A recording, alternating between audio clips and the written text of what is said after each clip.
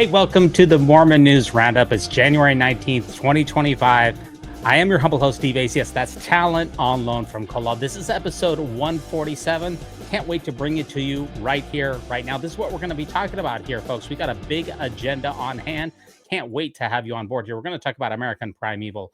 We're going to talk about temples. We're going to talk about shorter church and also the LA fires. Of course, every single Sunday night, we go live at 9:30 p.m. Eastern Standard Time to cover what is happening, what is shaking in the world of Mormonism. Now, last week, we released episode 146, which was a truly fantastic episode. I'm very proud of this episode. It got a lot of views. And believe it or not out there, folks, pardon me, it was viewed by Peggy Fletcher Stack, senior religion reporter at the Salt Lake Tribune. It was incredible. She said, Dives, thanks so much for your kind words about my work. I really appreciate it. I feel we should meet. I'm always interested in folks doing Mormon news. Do you live in Utah? And of course, I do not live in Utah, but I was humbled to be noticed by a legendary LDS news journalist lady. Let's keep going. Would you be open to that? I would certainly be open to meeting with Peggy. However, it's hard to do since I live in Washington, D.C. She continues, if not just, no, I appreciate your praise. It all comes in a time when I'm getting so much hate mail and dismissiveness of my story.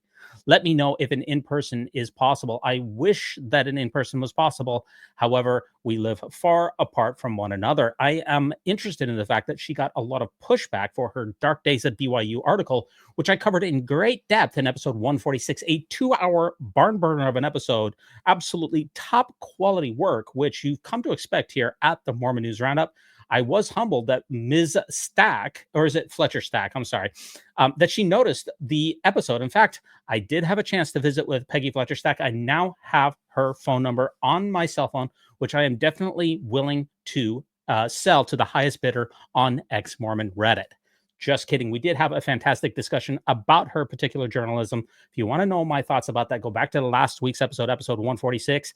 It was a really good episode, and her work is very much appreciated. I am a big Peggy Fletcher Stack fan and will be until the day that I die. Now, the episodes here are very important here. You know, we have American Primeval. This is a big, big show.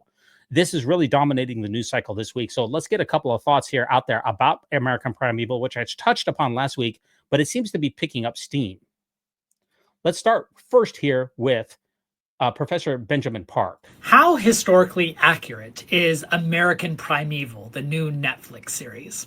My name is Dr. Benjamin E. Park. I'm a scholar of American religion and author of the book American Zion, A New History of Mormonism. Lots of people are talking about this new series, American Primeval, and several have reached out to me to ask how historically accurate it is. Now, I'm only a couple episodes into this admittedly riveting series, and I have a lot to say, but I'm going to keep my deeper thoughts and more prolonged analysis until I'm done with the series. But for right now, I want to explain why I think trying to compare it to the actual history is not the most productive thing to do with this series. To put it simply, American Primeval has a very complicated relationship to history. On the one hand, the showrunners did a lot of research. They met with a lot of scholars and specialists, some historians of the American West, a number of scholars of Mormonism, including some inside the church and some outside the church. And the series features several historical characters like the trapper Jim Bridger, the Mormon prophet Brigham Young, and deals with historical events like everything surrounding the Utah War of 1857 and 1858. And the first episode features an account of the Mountain Meadows Massacre. But let me explain why I think that very episode, or how it's depicted in the show, shows that we shouldn't be taking the historical accuracy too literally. Let me put it this way. If I were to try to recount all the historical inaccuracies about just the Mountain Meadows Massacre depiction, I would require several 10-minute long videos just to scratch the surface. It has very little relationship to the actual Mountain Meadows massacre. And I say this not to disparage the show, although I'll get to my critiques later, but to say that this kind of signals to the audience, especially the well-read historians of the audience, that this show is not going to try to be historically accurate. Instead, it's using historical characters and situations and themes to explore a broader question of humanity in this case. And I think what's interesting here is while it completely morphs the account of Mountain Meadows Massacre, it doesn't do so to make the Mormons appear more vile or horrible. I think the actual historical account of what happened in Mountain Meadows in September of 1857 was far more vile than what's depicted in the show. So what are the showrunners doing? What the showrunners are doing are not trying to be accurate to the letter of history, but they're trying to capture the spirit of history. And further, they're trying to say something about humanity. The purpose of this show, as far as I've been able to gather just a few episodes in, is they're trying to understand what happens to humanity when they are stripped down to their basic primeval, to use the title, level. So it's not just the Mormons that are depicted as evil, but the settlers, the indigenous, the migrants. What happens when all of them are out in the West confronting issues of sovereignty and claiming their own authority and kingdom and resulting, of course, in war? I think that's a story that the showrunners are trying to tell, and it just so happens to feature some of these historical actors. Now, of course, they're presenting some of these historical figures, most notably Brigham Young, in a very particular way, making a certain argument that some might argue has a complicated relationship to the past. But I would quickly note that the historical Brigham Young is also quite different than the sanitized Brigham Young that appears in official LDS discourse, although that has been nuanced in recent years with some really excellent scholarship. So these accountings of frontier life and colonization and these issues of race and power surrounding the Utah War might shock a lot of people who think of Brigham Young in a different way. So this Brigham Young is pretty ahistorical in ways that I'll elucidate in future video, but so is the ahistorical Brigham Young that many people are raised with. And further, this series fits into a much larger tradition of Americans using frontier violence, including but not limited to the Mountain Meadows Massacre, to say something about human civilization. This episode has been especially potent in the American imagination because it deals with violence and religion and race and colonization. And so this story fits into a much larger story as well. Anyways, those are my initial thoughts on American Primeval, and especially why becoming fixated with this historical accuracy is probably not as productive as trying to engage the argument it's trying to make or the framework it's trying to create. I may do another video later on after I've finished the series, and if there's interest, I might do a video on what books and articles I recommend if you want to get an accurate history of the Mountain Meadows Massacre, the Utah War, or territorial Utah in general. But let me close with this. American Primeval had some wonderful historical consultants at their disposal, including some who are faithful LDS and some who are not. And my general takeaway, like my takeaway for most historical movies and TV series, is I wish they would listen to their consultants a bit more, because the real history is often so much more riveting and gripping than the history once it's fictionalized. It requires Nice job there, Dr. Benjamin Park. He always does a good job in analysis there, and that's a pretty good takeaway. You know, I've started watching the series, haven't completed it all. It is definitely gripping. It is definitely dark. There's definitely some things that they got right, definitely some things that they didn't get right. But we're going to give you a couple of reactions out there from people as far as their reactions to American Primeval, because it is certainly trending. And this is an amusing take that I saw as well here. Guess which depiction is most accurate? Is it LDS Films? Top left-hand corner is Joseph Smith, Prophet of the Restoration, released in 2015, or in the Ensign magazine, which used to be an official excuse me, which used to be an official church magazine, has been replaced by the Liahona? Or is it the church curriculum with the bottom left corner with Joseph Smith, and I assume that is Oliver Cowdery with the place directly in front of them? Or is it the South Park series, which I believe that was in 2014? I might be wrong about that. Trey Burke, Robert Lopez, as I recall. Yeah, which one is more accurate? It's amazing that sometimes when you get these American Primevals or Under the Banner of Heavens or other church adjacent depictions of history, that they can be more accurate than the church correlated narrative, which is forever an incessant faith promoting. Let me just click on this for you too. How does Scripture Plus say this with a straight face when the Mormon Church has been hiding, obfuscating, and rewrite all of its history for the last year? So once again, we have our favorite Mormon apologist, at least my favorite Mormon apologist is Jasmine over there at Scripture Central, where she says, every time someone tells me to stop being so sensitive about how Latter-day Saints are portrayed in the media, I'm going to share this video because even fictional narratives have consequences.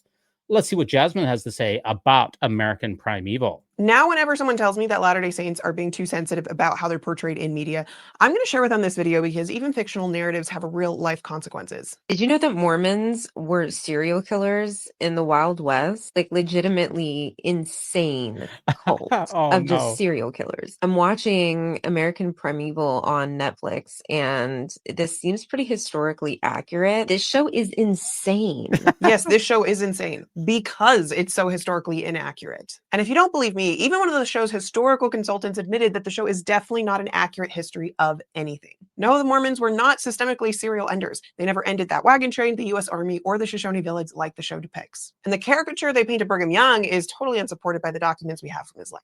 This show seems to make an homage to events like the Mountain Meadows Massacre, which is arguably one of the darkest days in our history where Latter-day Saints were the aggressors. But this tragic event was not a top-down order from Brigham Young. Latter-day Saints are not systemically violent, and the way the show portrayed all of this is just not it. If you want to learn the truth about Mountain Meadows, watch this video on the Scripture Central YouTube channel.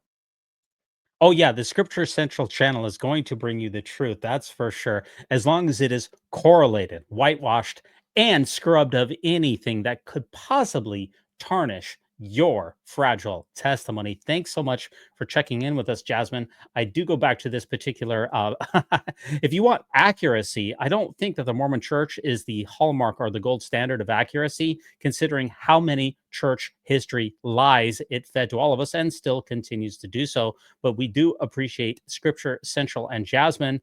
I do wonder what it's like to be a paid shill for Mormon Incorporated. I do wonder about that myself. Now, this isn't the only person out there who has reviewed American Primeval. Let's get Keystone with David Snell in on the action. I guess I should have mentioned spoilers earlier, but I didn't do so. That was my bad.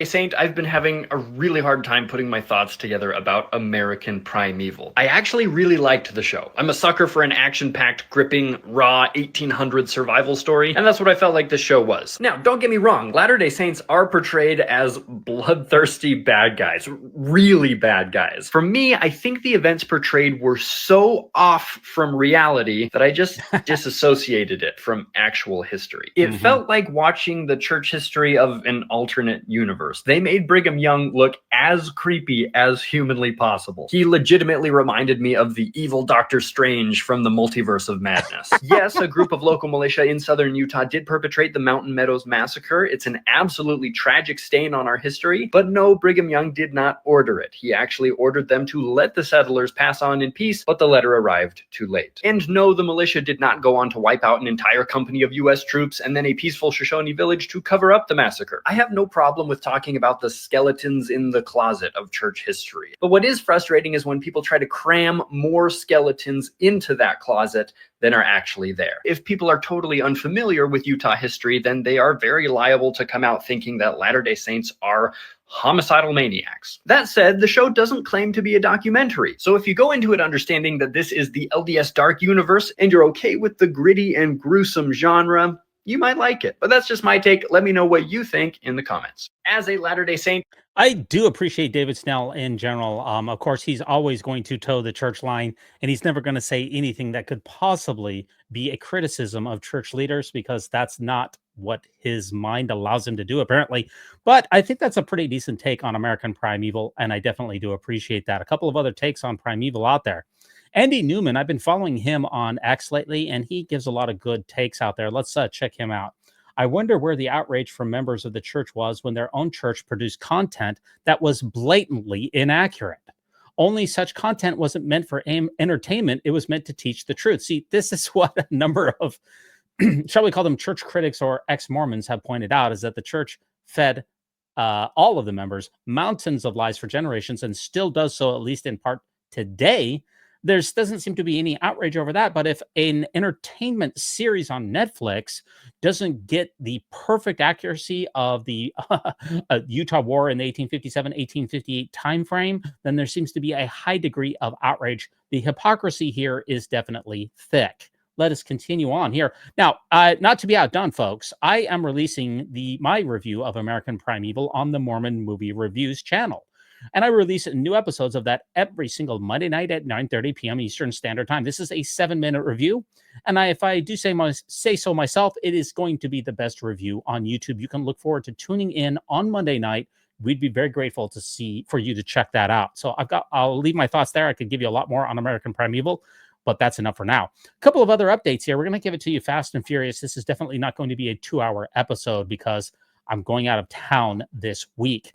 Rebecca Biblioteca, occasional co-host of the Mormon News Roundup, once upon a time, gives us a Fairview, Texas update. Let's see what's going on there.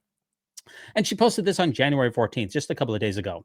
On Monday, January 13th, the LDS Church was expected to submit their application for the revised temple plans to the town of Fairview. This is the first step in having the new application reviewed by the Planning and Zoning Board and Town Council. According to a city employee in Fairview, the LDS Church did not submit this application. This means that the application will not be able to be discussed at the Planning and Zoning meeting in early February because there's a 30-day notification period for any application. This will push the process out into the spring. I'm not sure why they did not present the revised temple application on the day that they had indicated that they would. What are your thoughts? Yeah, I don't have any answers. I'm sure Rebecca knows more about this than I do, but I'd be very grateful for those of you out there. Why wouldn't the church have its ducks in a row? Why have they threatened this town with lawsuits, at least people on their behalf? Why have they caused so much controversy and consternation? They finally compromised on the height of the building and the height of the steeple, and now they haven't even filed their paperwork on time. Who is running the clown show? That's what I want to know. Now, Andy, once again, also posts this out there. Wow, would you look at the new steeple height suddenly? It doesn't matter. So this is a new exterior rendering of the Brussels, Belgium temple of the Church of Jesus Christ of Latter-day Saints, which was released today. A temple will be built with an existing building located on Avenue des Arts 52 in Brussels. Sorry about the accent there. That's the rendering here. Folks, look at that steeple height. But that is one heck of a small steeple. You know, look at that. It almost looks like a Lego temple, in my opinion. Why is the steeple so small when we were repeatedly told that a steeple was part of the faith? In fact, here at the Last Goonie, don't tell the city of McKinney or CBS News about this, because the church repeatedly in the city of McKinney, in that temple that we just mentioned in Fairview Temple, which was renamed to the Fairview Temple, repeatedly said that the tall steeple height was part of the core doctrines of the church and was necessary for proper worship in an esoteric Masonic multi-million-dollar castle. And now we see these new renderings over here, and it doesn't look like the steeple matters at all, which is definitely what I thought to begin with. Let me know your thoughts here, because I do find that to be rather ridiculous. Nemo the Mormon also weighed in on this here. Of course, he was one of the temple busters in chief down there in Texas, and he weighs in on the massive steeple for the Brussels temple, which, of course, he is saying tongue-in-cheek. Oh, excellent. The new design for the Brussels Belgium temple has just dropped. The Mormon Church has been trying to get some huge steeples recently by saying the height of the steeple is part of our religious observance. This steeple is going to be absolutely massive, I'm sure. Let's take a look.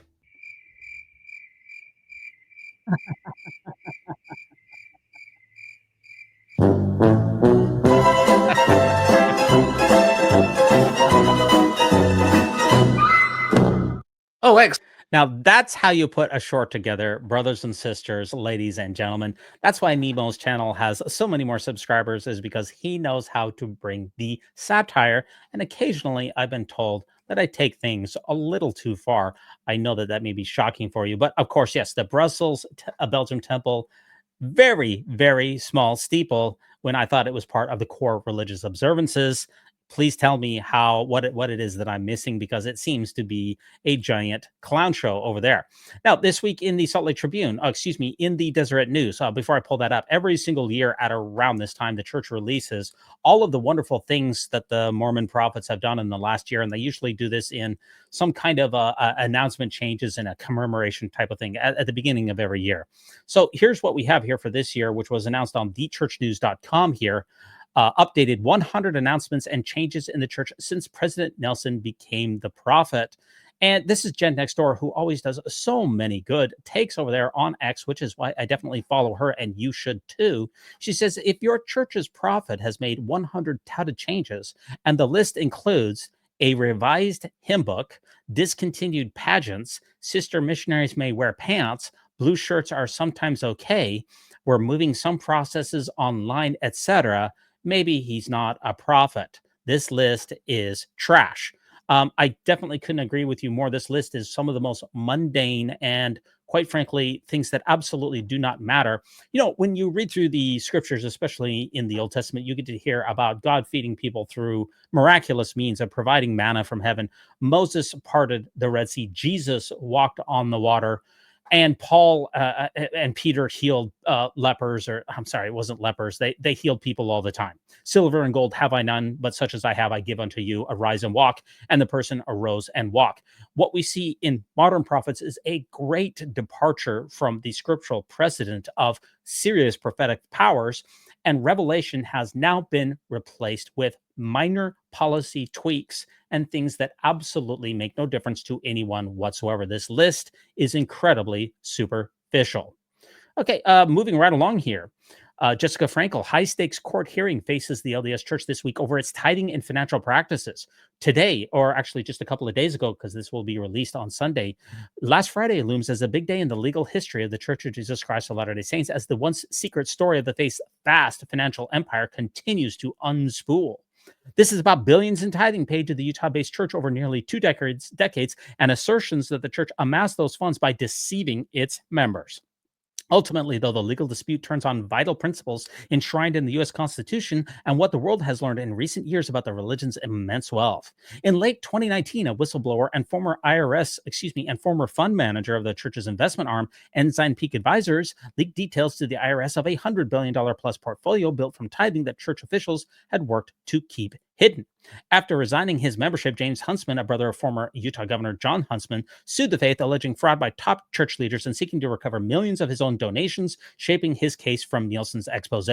Now, a total of 8 current and disaffected members from 5 states are pushing a would-be class action in Salt Lake City's Utah District Court. My understanding is that these particular court cases are moving through. They have been consolidated under the auspices of Judge Shelby in Salt Lake City, and we'll be very interested to follow those. Those are what are known as copycat lawsuits based off of a portion of what James Huntsman sued the church over, and were shaped by David Nielsen's revelations as well. Gene Judson is probably the foremost plaintiff in that particular case, who I just spoke with today on the phone as well. So we'll be very interested to continue to follow these copycat lawsuits. If you look for copycat lawsuits on the Mormon News Roundup, you can learn more about what is happening with these particular cases. We are giving it to you down and dirty this week. Hey, Church of Jesus Christ, isn't this why people are leaving the church? Why don't we structurally improve things instead of shortening services? So Nate over there here, this is what he tweeted out. I have it on good authority that they are piloting a shorter church time with sacrament and talks 1 week, and then sacrament and classes the next week, switching off. This is allegedly happening in some areas of Utah right now. And I can tell you for a certainty that these particular rumor mills continue to swirl all the time. And he does seem to have some of the receipts that go along with that. And here's what he said. Switching to similar wards, 250 people max, can help in many ways. It'll help people get to know each other better. The word will be less spread out and hopefully make working together easier. It'll be easier to serve and reach out to less actives since there will be less people per ward. Having smaller wards means more wards per building, thus the needs for shorter meeting times. There are several sticks in Idaho who have already implemented this week. So week 1 is a 1-hour sacrament. Week 2 is a 15-minute sacrament, and then 45 minutes Sunday school or primary. Week 3 is a 1-hour sacrament, and week 4 is a 15-minute sacrament and 45 minutes of either Relief Society, Elders Quorum, Young Women's, Young Men's, or Primary. It is a big logistical switch to change to smaller wards and meeting times. They would not do it unless the Lord had told President Nelson to do it. I firmly believe that this is driven by revelation and preparation for a time to come where cohesiveness in each ward will be vital. It is so hard for ward leadership to keep track and serve 400 at a time. So many fall through the cracks. Now, I cannot confirm these particular rumors, but they do seem to have some legitimacy out there. I'm very interested in them because, as the Mormon shrivel is confirmed, as less and less people seem to have any type of activity whatsoever. If you look at the Return and Report app, for instance, it seems like across the church that the LDS activity rate is somewhere around 22%. And I've heard from a number of podcasts, including those in my own area, like those from This Week in Mormons, that shows that the number of people in the congregations is diminishing. And if they went to a model like this with smaller wards, it might make it easier to keep track of everyone. There are certainly a number of positive advantages as well. Let me know your thoughts in the comments about whether you think this is a good idea. Now, President Nelson, of course, shortened the church from the 3-hour block down to 2 hours. Is it possible for him to shorten it again? I wouldn't doubt it at all, considering how much that President Nelson likes to tweak with things, as we just mentioned earlier in the episode, with these 100 policy tweaks and all the little minor things that he does. I wouldn't be surprised at all if we saw a shorter church service with smaller congregations, which would help. It would help with the Mormon shrivel, in my opinion. Couple of other articles here. This is not going to be that long of an episode. An Eagle Mountain teacher is accused of sexually abusing 2 of his students and is believed to have fled to Brazil. Details are emerging of the challenging road ahead and to bring him back to the U.S. And of course, when it's a KSL news article, if someone's a Latter-day Saint, they almost never reference the person's faith in the headline. But a lot of times, if they're not Mormon, then they do. There's a double standard at KSL and all of the rest of the church-owned propaganda media outlets. One of my favorite X accounts is Mormon Satan. If you're not following him, then you're really missing out. And you can kind of disregard his name as kind of confrontational, but he's actually incredibly smart, or she. I don't know the gender of the person who runs it, but he provides incredible techniques, incredible insights into Mormonism. And he tweeted this back. A 39-year-old hooking up with a teenager? Where do people get the idea that this sort of harm could be acceptable under any circumstances? And obviously, Mormon Satan is referencing Joseph Smith in particular, who shacked up with or hooked up with a number of teenage girls, including Nancy Maria Winchester, Lucy Walker, and a number of other, Helen Mar Kimball, and a number of other people. It's amazing what happens if you see these same things happen in our modern society. They are immediately condemned. But somehow, if you claim that you are a quote unquote prophet, then you get a pass. The hypocrisy here is thick, and this particular article is horrific. And Rebecca Biblioteca also tweeted this out with regards to the same article. They might want to take Ricardo Prin's article off of the Family Search website. So FamilySearch.org is owned by the Church of Jesus Christ of Latter-day Saints. And he apparently had an article on the website. And what usually happens here is that they eventually end up taking those articles down, because this Utah charter school teacher is facing 30 felonies after prosecutors say that he raped 2 students.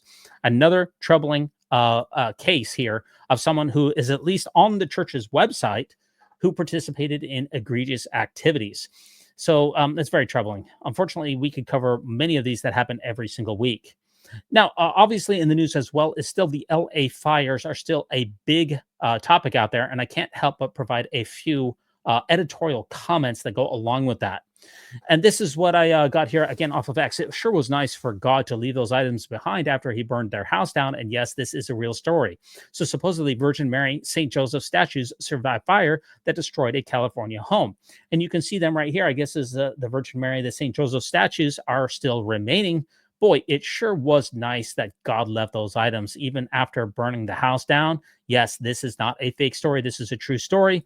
It seems like every time that there is a natural disaster, we get these kind of cockamamie stories out there of something that supposedly survived, whether it is a copy of the Bible, whether it is a copy of the Book of Mormon, that only the cover was charred, or whatever else.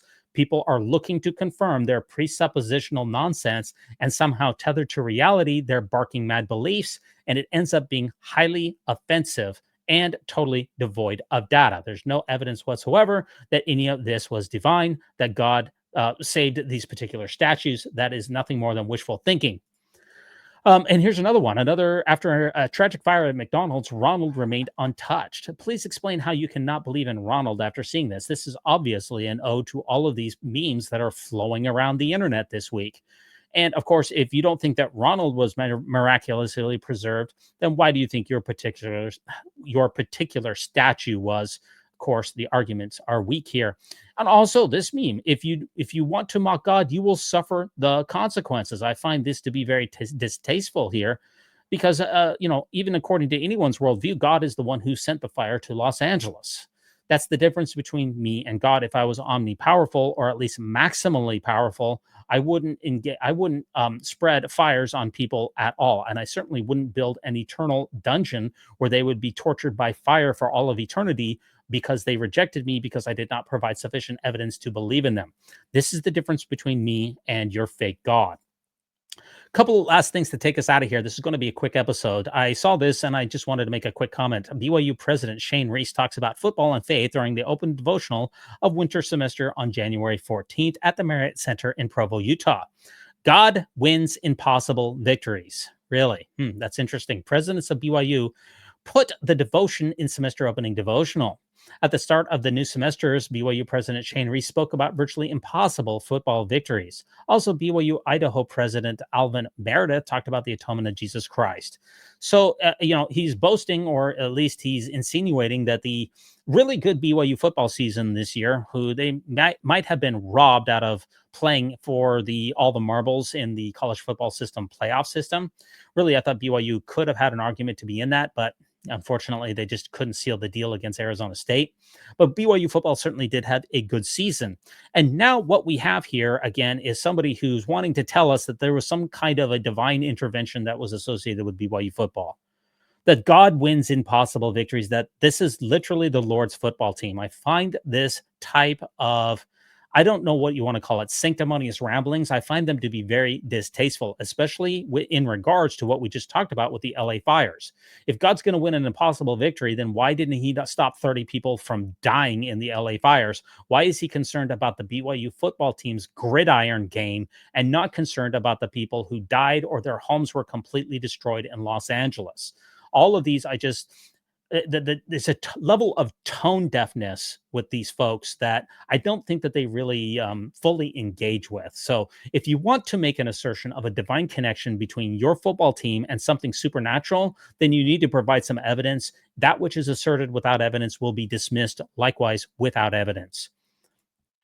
Now, I also released this last week, this particular video here. We release new episodes every single night on the Mormon News Roundup at 9:30 p.m. Eastern Standard Time. It has been almost 1 year since I missed releasing an episode, so you can get quite a bit of content on this particular channel, which I also have to remark, if you look at my moniker right over here, it says "In It for the Money."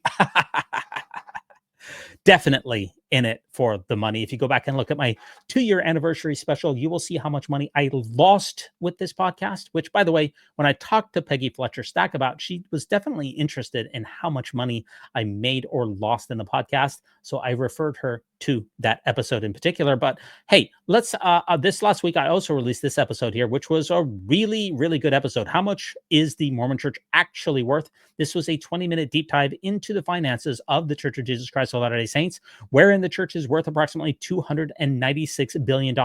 I broke it all down for you. You should really check that episode out. It is definitely some of my best work. I want to thank so much the people who do support this podcast, including Starla Briggs, Jeffrey, Garrick Emmerich, Dave Lee.